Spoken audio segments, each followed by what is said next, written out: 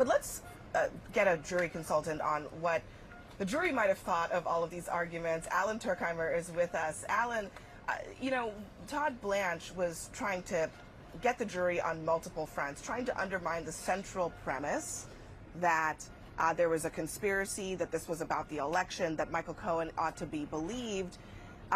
What do you think that they took away from all those different points being thrown at them in one 2.5-hour session?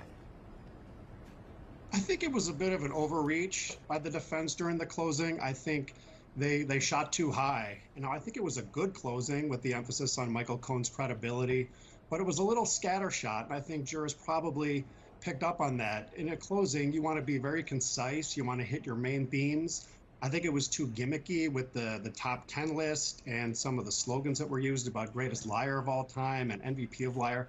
Jurors don't usually like that type of characterization. And I also think about an hour would have been a nice amount of time, maybe a little more, to give your closing argument. And I think that exceeding that probably caused some jurors to tune out a little bit and become distracted.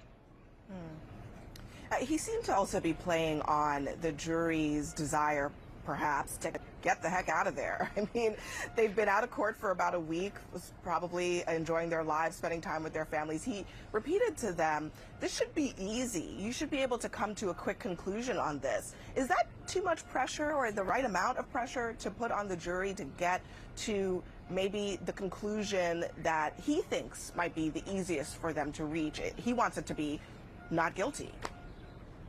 He's giving an invitation to some of the jurors to be done with this quickly, but they can just as easily give a guilty verdict in the same fashion. So I think it's something defense lawyers say, and I think at this point it's really about advocacy in the deliberation. Closings are not really about persuasion, but trying to get those few jurors that are on your side. Once they're into the deliberation, then you want them to make those arguments to try to convince other jurors, and I think that's what's ultimately going to happen here. And I think he missed the mark on a few opportunities to do that, but it was somewhat effective, and I think he did a good job. It was not stellar, it wasn't outstanding, but he did what he had to do.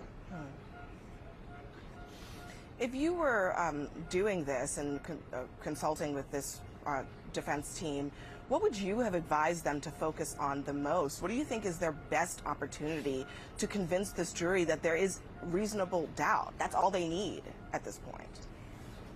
Right. I would have gone through the actual verdict questions, and I think the prosecution should do the same, because sometimes jurors come into the deliberation, they're leaning a certain way, but then when they look at the questions, they really scrutinize them. And I would have gone through them, and I would have said, this is why at each word or each sentence, why you have to say not guilty. But I do think that the Michael Cohen trashing was what they had to do, and I think they did that. It's just they introduced all these other elements that I think might be distracting for the jurors as they set out to deliberate. It's much easier to just focus on one thing, be succinct, make your arguments, and then let the jury take it from there.